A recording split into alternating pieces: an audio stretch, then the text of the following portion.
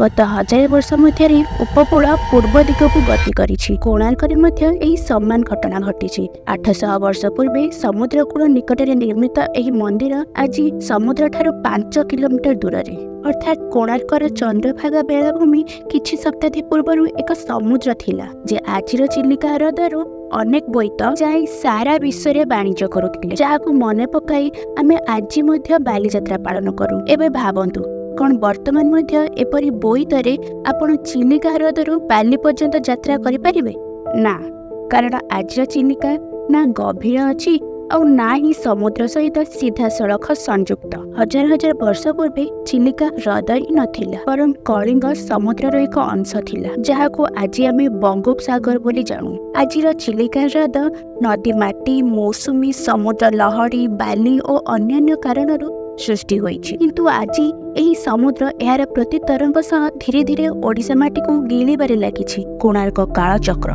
जहाँकि शताब्दी पूर्व समुद्र लहड़ी को पछको चली जिबार साक्ष्य रखिथिला, आज सेही लहड़ी निज आड़ को माड़ी आसुथिबार देखुछि।